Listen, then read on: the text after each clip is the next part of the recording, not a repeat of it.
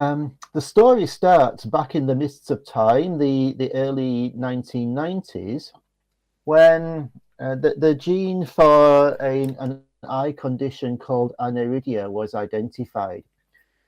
Um, here's that. I don't know if you can see at the bottom of my screen here. There is a little baby that's been born with aniridia, which means absence of the iris. So when the baby is born, the doctors notice that the eye doesn't have an iris. They've just got big black pupils. And it's transmitted in an autosomal dominant manner. And as you can see by these papers that are up on the screen here, they were identified, the PAX6 gene was identified as the candidate gene for this condition.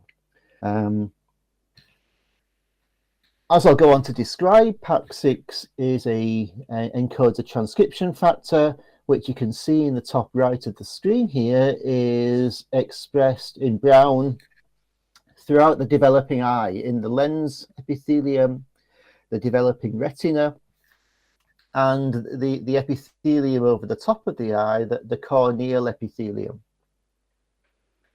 In the lab that found the human gene, this was in Edinburgh in the early 1990s, the lab next identified that a mouse mutation called small I was also caused by heterozygous mutation in the mouse's home. Down at the bottom here are some embryonic mouse embryos, embryo 14, and is a PAX6 homozygous mutant, and you can see it doesn't have any eyes. And the heterozygous in the middle, it does have eye, but the eye is small, and hence it got called the small eye phenotype. I mention this because people my age and younger and older, sorry, it wasn't obvious at the time that human developmental transcription factors could cause to all the young people out there. This is now kind of that PAX6 was probably the first developmental transcription factor that was linked to a human genetic disorder. And that's why these papers are in Cell and Nature, because at the time it was really new. It was a really big deal. And then the intense research into PAX6 and related transcription factors.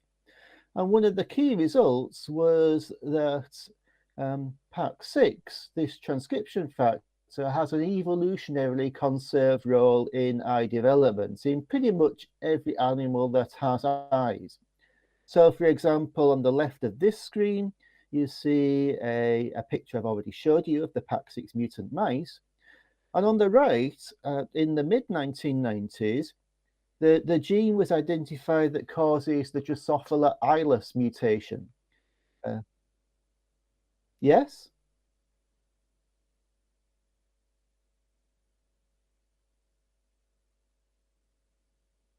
Oh, okay. Sorry about that. I thought I was sharing. Okay. So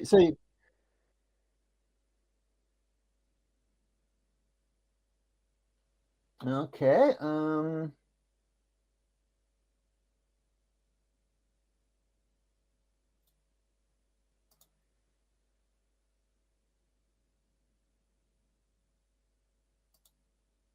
A cup-like item. Hold on.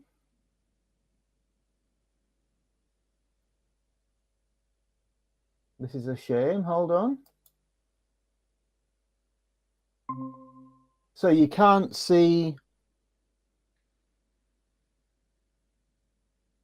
Okay, but it's not in presentation mode. Okay.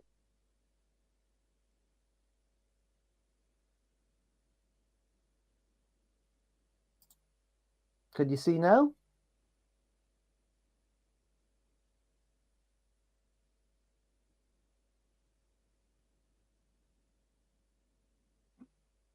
I don't. Yeah, okay. Is that better?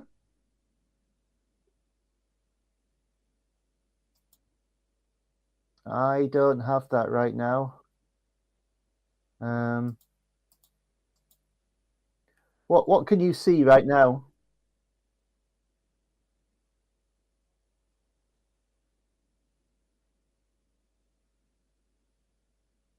Yeah. Okay, good, good.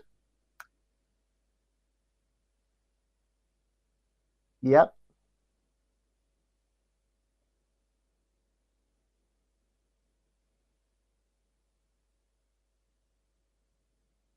I don't see an ad.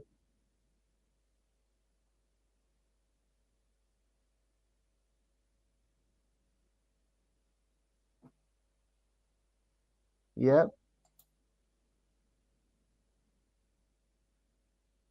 I don't see that, no. I don't have that.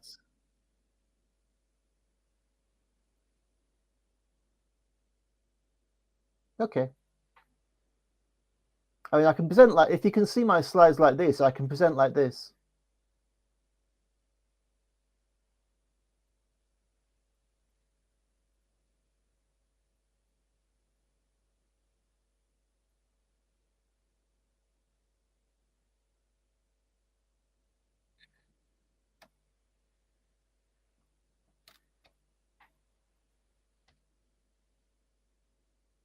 Hmm.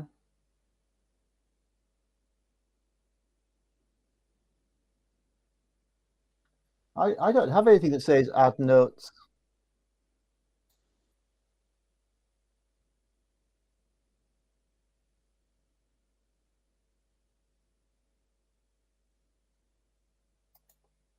That's not what I'm looking at the moment. Hold on. Okay, so yeah, yeah, that's what I'm seeing. Yes, yeah, yeah.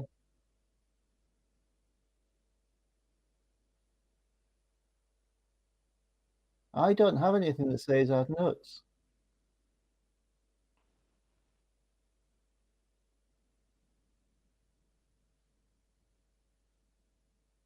Uh, I don't have that. I don't know.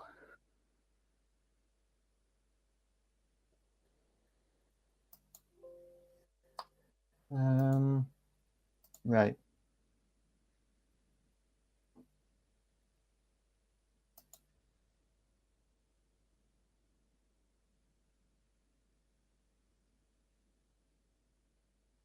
That's what I'm trying to do. So wait, well, when I do that, can't you see the presentation mode?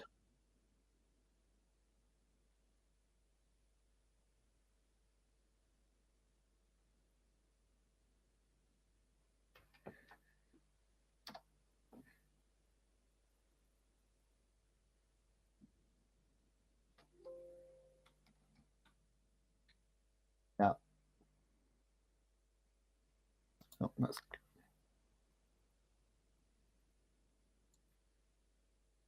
yes. Okay.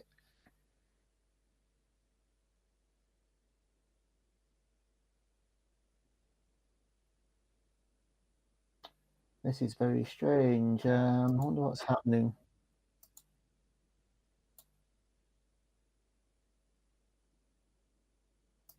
I'm doing that just now.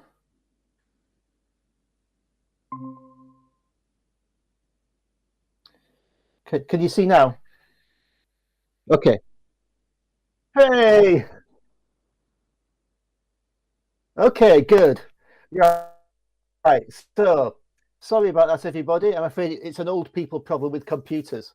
Right. Um, let's go again. So I'll briefly recap the stuff that you couldn't see, and then I'll keep going. So this slide you couldn't see. You missed the important bits. Here's a little baby born with aniridia. Very cute.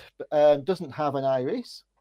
Um, the this is expression of the PAX6 gene in the developing eye in brown. It's pretty much everywhere, retina, lens, and cornea.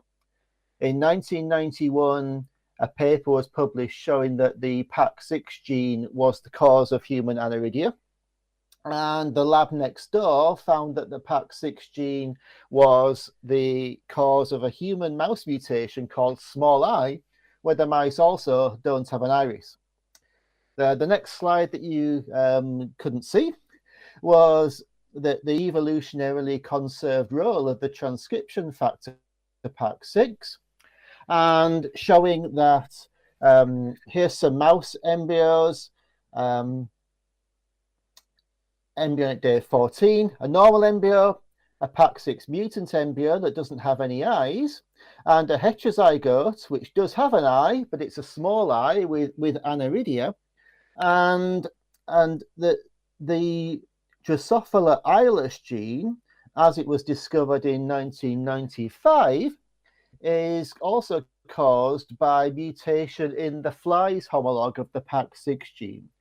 And pretty much what that means is that PAX6 has an evolutionarily conserved role in eye development, such that if you're an animal with eyes, then you are using your homologue, your orthologue of the PAX6 gene to build your eyes. And that's a whole new different story about that, how that happens, which I won't go further into today.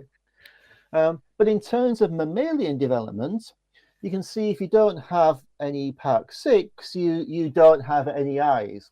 And unfortunately, you're also dead. It's an important brain gene. Mice and people born with homozygous mutations in the PAX6 gene don't have quite severe brain abnormalities and a lack of nasal epithelia, which is incompatible with life. But heterozygotes do survive, but they do have eye problems. So that's what this slide. As I've already said, PAX6 people don't have any eyes, zygous mutant, and that's because the genes required for some very early stages of eye development, the development of the retina,